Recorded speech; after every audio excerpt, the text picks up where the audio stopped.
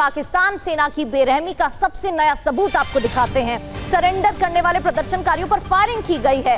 पाकिस्तानी सैनिकों ने ताबड़तोड़ फायरिंग की तो जेएसी कार्यकर्ताओं ने भागकर जान बचाने की कोशिश की। ये देखिए तस्वीरें। ये तस्वीरें सबूत हैं किस तरीके से बर्बरता बरती गई है। ये वो प्रदर्शनकारी हैं जो निहत्थे थे और उन्होंने सरेंडर किया था, लेकिन उन पर फायरिंग की गई पाकिस्तानी सुरक्षा बलों की तरफ से। पाकिस्तानी सेना की बेरहमी का एक और सबूत।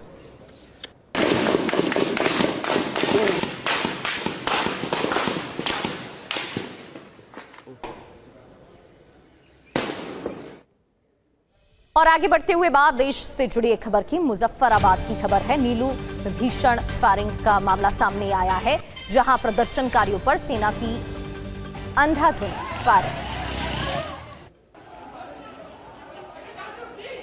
पाकिस्तानी सेना की फायरिंग के बाद अफरा तफरी मची है। ये तस्वीरें आपको दिखा रहे हैं। एक और प्रदर्शन की तस्वीर, एक और शहर और प्रदर्शन की वैसी ही तस्वीरें देखने को मिल रही है। मुजफ्फराबाद के नीलू में भीषण फायरिंग का ये मामला। तो पाकिस्तान की इससे पहले एक और तस्वीर हमने आपको दिखाई थी।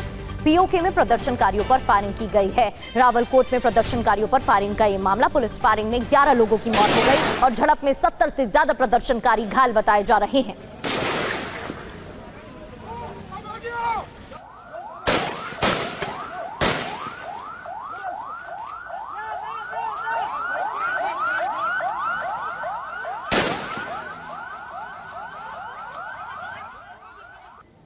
और संवाददाता रमन सैनी हमें ज्वाइन कर चुके हैं। रमन सैनी लाइव हमारे साथ जुड़ गए हैं।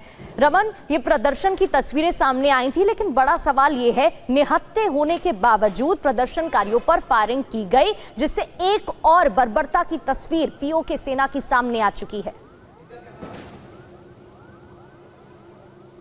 जी हाँ, बिल्कुल प्रगति, आपने सही कहा कि एक और बर्बरता की तस्वीर दुनिया के सामने पीओके के अंदर पाकिस्तान की तस्वीर जो है वो सामने नजर आई है। क्योंकि पाकिस्तान का ये आज पहली घटना नहीं है। पाकिस्तान का इतिहास हमेशा से रहा है कि जब जब वहाँ पर मूलभूत अधिकारों की मांग को लेकर आंदोलन हुए हैं तो उस आंदोलन को कुचलने के लिए इसी तरीके की बर्बरता जो है वो देखने को मिल रही है। आज की भी तस्वीर आप देखें, जो भिंबर से मीरपुर की तरफ आंदोलनकारी मार्च कर रहे थे, उन निहत्थों के ऊपर, सड़कों के ऊपर अंधाधुंध फायरिंग की गई है। मुजफ्फराबाद में फायरिंग हुई है। बाग पलंदरी धीरकोट का जो इलाका है वहां पर फायरिंग की घटनाएं जो है वो सामने आ रही हैं। आज का दिन जो है वो बेहद ज्यादा निर्णायक हो सकता है, क्योंकि जिस तरीके से ज्वाइंट अवामी एक्शन कमेटी की तरफ से एक लॉन्ग मार्च मुजफ्फराबाद की तरफ करने का आह्वान जो है वो किया गया था, जो 11 तारीख को सभी आंदोलनकारी मुजफ्फराबाद पहुंचेंगे। इसी आंदोलन को और इसी लॉन्ग मार्च को कुचलने के लिए भारी भरकम, चाहे वो पुलिस बल का तैनाती वहां पर की गई, चाहे वो रेंजर्स हो, पाकिस्तानी रेंजर्स हो, पाकिस्तानी फ्रंटियल कोर्स के जो जवान हैं उनको उसमें लगाया गया है। इस्लामाबाद पुलिस को वहां लगाया गया है। पंजाब प्रांत की पुलिस तो ऑलरेडी वहां पर मौजूद है।